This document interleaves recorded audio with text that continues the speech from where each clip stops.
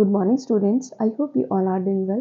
Today I am going to deal with section 2 of the BNSS भारतीय नागरिक सुरक्षा संहिता की धारा 2 को आज हम कवर करने वाले हैं। ऑलरेडी BNSS को मैं स्टार्ट कर चुकी हूँ, आप मेरी प्रीवियस वीडियो देख सकते हैं। सेक्शन 1 को भी मैंने उसमें एक्सप्लेन कर दिया था। आज डील करने वाले हैं सेक्शन 2 को। सेक्शन 2 में कुछ वर्ड्स को डिफाइन किया है। BNSS में कुछ नए शब्द भी जोड़े गए हैं इस धारा 2 में। ओल्ड CRPC में वो शब्द नहीं थे। तो सबसे फर्स्ट वर्ड है audio video electronic means. Section 2 subsection 1 ए में ऑडियो वीडियो इलेक्ट्रॉनिक मीन्स में इंक्लूड है। क्या इंक्लूड है? Use of any communication device, कि किसी भी कम्युनिकेशन डिवाइस का प्रयोग करना फॉर द पर्पस ऑफ, किस पर्पस के लिए? वीडियो कॉन्फ्रेंसिंग के लिए, recording of process of identification, शिनाख्त परेड को रिकॉर्ड करने के लिए, search and seizure, police officers जो सर्च और सीजर करते हैं उसको रिकॉर्ड करने के लिए, एविडेंसेस को रिकॉर्ड करने के लिए, या फिर कोई भी ट्रांसमिशन ऑफ इलेक्ट्रॉनिक कम्युनिकेशन वो भी इसमें इंक्लूड है, और या फिर कोई अदर पर्पस के लिए। तो ऐसा कोई डिवाइस जो किस पर्पस के लिए काम में लिया जाता है कि उसको या तो कोई भी सर्च और सीजर के प्रोसेस को रिकॉर्ड करने के लिए, या फिर एविडेंसेस रिकॉर्ड करने के लिए, या फिर अदर आइडेंटिफिकेशन परेड भी इसमें दिया है। तो इसमें जो मेन पर्पस दिए हैं तो हमें वो याद रखना जरूरी है। बी में ये भी नया वर्ड है बेल। बेल का मतलब क्या होता है? It means release of a person, कि किसी भी पर्सन को रिलीज करना यानी उसे छोड़ना। एक्यूज्ड और सस्पेक्टेड पर्सन को, किस पर्सन को? या तो वो अभियुक्त है, या तो वो एक्यूज्ड है किसी भी ऑफेंस को करने के लिए, या फिर वो सस्पेक्टेड है of an offence. Bail means release of accused और suspected person from the custody of law, law की कस्टडी से रिलीज करना, कि किसी भी अभियुक्त को या फिर सस्पेक्टेड पर्सन को कस्टडी ऑफ लॉ में से उसको रिलीज करना अपॉन सर्टेन कंडीशन, कोई भी कंडीशन पर, कुछ कंडीशंस पर इम्पोज्ड बाय ऑफिसर। जो कंडीशंस किसने लगाई हैं? या तो किसी ऑफिसर ने, या फिर वो कंडीशंस लगाई हैं न्यायालय ने, कोर्ट ने। तो यहाँ पर बेल को डिफाइन किया है। इट मीन्स, इसका मतलब है रिलीज ऑफ अ पर्सन, किसी भी पर्सन को रिलीज करना। और यहाँ पर्सन में कौन है? एक्यूज्ड और सस्पेक्टेड पर्सन दोनों इसमें इंक्लूड हैं। और आप रिलीज कस्टडी ऑफ लॉ में से जब रिलीज करते हो तभी हम उसे बेल कहेंगे। और कुछ कंडीशंस भी लगा देते हैं जब हम किसी को बेल पर रिलीज करते हैं, तो कुछ कंडीशंस भी लगाई जाती हैं किसके द्वारा? या तो पुलिस ऑफिसर के द्वारा या फिर कोर्ट के द्वारा। तो इसका क्या मीनिंग निकल कर आएगा कि बेल पर पुलिस ऑफिसर भी क्या कर सकते हैं? रिलीज कर सकते हैं, और कोर्ट के थ्रू भी रिलीज किया जा सकता है। उसमें अलग अलग कंडीशंस दी हैं कि कब कोई पुलिस ऑफिसर रिलीज कर सकता है और कब कोई कोर्ट जो है वो किसी भी पर्सन को बेल पर रिलीज कर सकता है अपॉन सर्टेन कंडीशंस पर।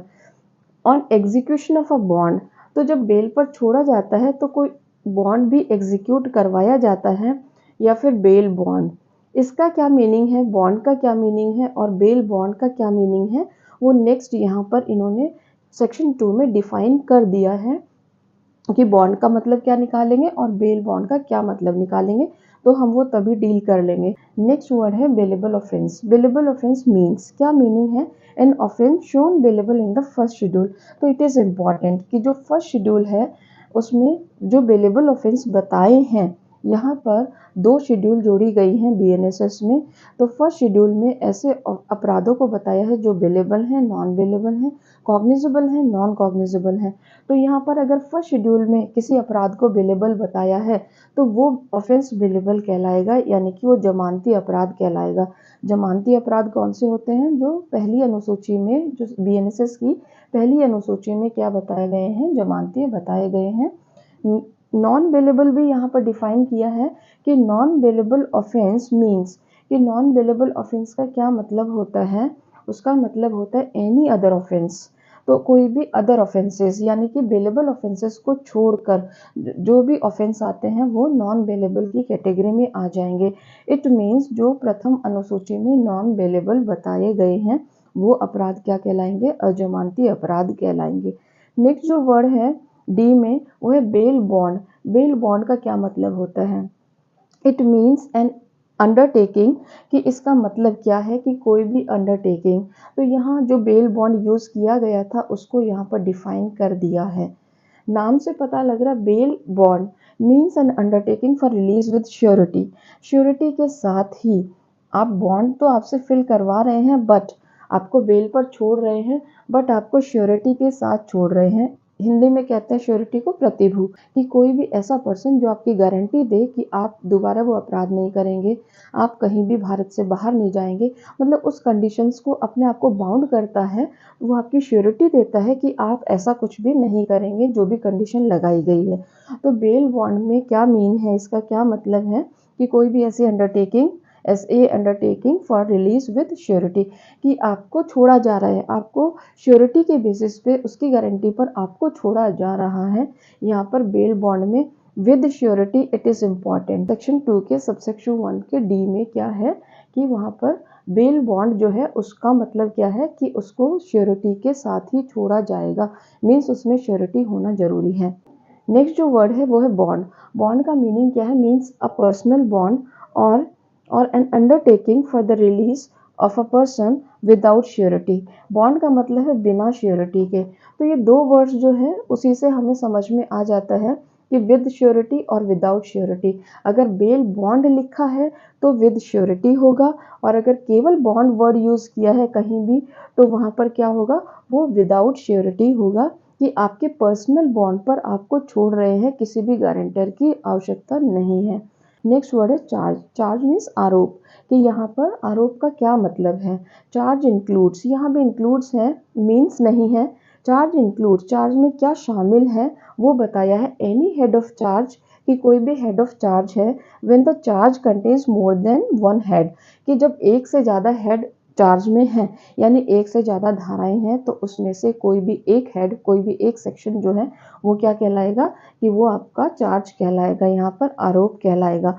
तो मीन्स एक सेक्शन पर भी आपकी चार्ज फ्रेमिंग हो सकती है, और ग्रुप ऑफ सेक्शंस पर भी क्या हो सकती है, चार्ज फ्रेमिंग हो सकती है।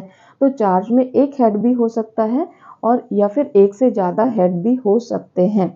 तो यहाँ पर हमें चार्ज की डेफिनेशन नहीं दी गई है, यहाँ केवल इंक्लूड वर्ड यूज़ किया है। तो फॉर्म नंबर 33 जो है वो हमें बताता है कि चार्ज का क्या फॉर्म होगा। जब जजेस चार्ज फ्रेमिंग करेंगे तो इस फॉर्म को यूज़ करते हैं। और बीएनएसएस के चैप्टर 18 में चार्ज के कुछ रिक्वेसाइट्स बताई हैं कि क्या क्या उसके एसेंशियल एलिमेंट्स हैं, और वो सेक्शन 234 से सेक्शन 247 तक दिया गया है। जब हम इस चैप्टर को पढ़ेंगे तो हम चार्ज को डिटेल से पढ़ लेंगे। नेक्स्ट जो है वो वर्ड है जी, ये है कॉग्निजेबल ऑफेंस। कि कॉग्निजेबल ऑफेंस क्या होता है, यानी कि संज्ञेय अपराध क्या होते हैं। कॉग्निजेबल ऑफेंस और कॉग्निजेबल केस, कि संज्ञेय अपराध क्या होता है और या फिर कॉग्निजेबल संज्ञेय केस क्या होता है। तो पुलिस ऑफिसर को क्या पावर है कॉग्निजेबल ऑफेंस में, संज्ञेय अपराध में, टू अरेस्ट विदाउट वारंट, बिना वारंट के किसी को अरेस्ट कर लेना ही क्या है, वो कॉग्निजेबल ऑफेंस कहलाएगा। पुलिस ऑफिसर को पावर है, police officer has power to arrest without warrant according to the schedule 1 और अदर लॉ, या फिर किसी और लॉ ने भी उसे पावर दी है पुलिस ऑफिसर को, तो क्या कर सकता है, बिना वारंट के अरेस्ट कर सकता है। तो संज्ञेय अपराध कौन से अपराध होते हैं, जो ज़्यादा गंभीर प्रकृति के अपराध होते हैं, जिनमें पुलिस ऑफिसर क्या करती है, तुरंत गिरफ्तार कर सकती है, उसमें कोर्ट से उसको ऑर्डर लाने की नीड नहीं होती है। तो कॉग्निजेबल ऑफेंस में, संज्ञेय अपराधों में पुलिस ऑफिसर को पावर दी गई है कि वो अभियुक्त को बिना वारंट के गिरफ्तार करें।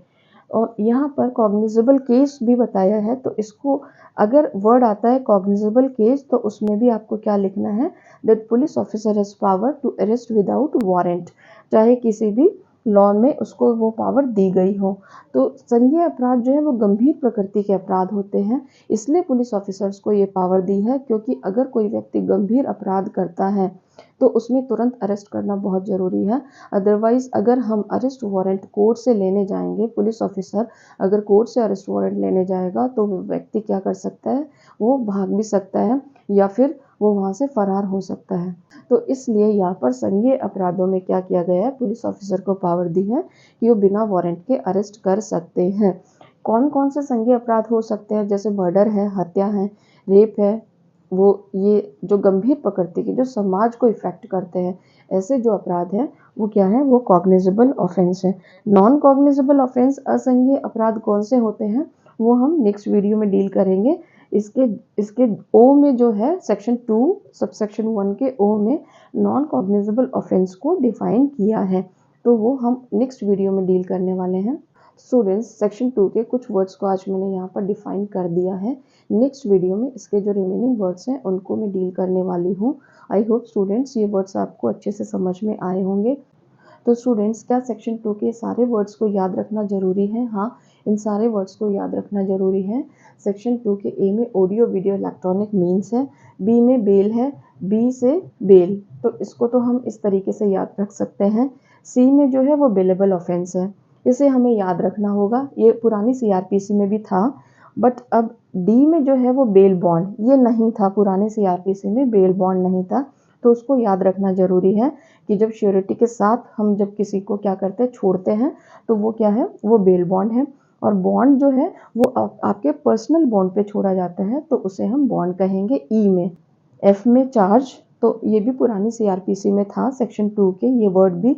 और जी में कॉग्निजेबल ऑफेंस, ये भी जो ओल्ड सीआरपीसी है उसमें ये वर्ड भी डिफाइंड था। तो न्यू वर्ड्स हैं audio video electronic means, bail, bail bond, bond. These words are very important. Section wise इनको याद रखना बहुत ज़रूरी है कि सेक्शन 2 सब सेक्शन 1 ए में क्या है, ऑडियो वीडियो इलेक्ट्रॉनिक मीन्स है, बी में बेल है, सी में बेलेबल ऑफेंस है, डी में बेल बॉन्ड है, ई में बॉन्ड है, एफ में चार्ज है, जी में कॉग्निजेबल ऑफेंस है। तो ये जो वर्ड्स हैं ये जुडिशरी के प्री एग्जाम के लिए भी इम्पॉर्टेंट है और मेंस में भी आपसे इससे क्वेश्चन पूछा जा सकता है। I hope students you understood these words very well. Now I am going to end the session. Thank you students, bye.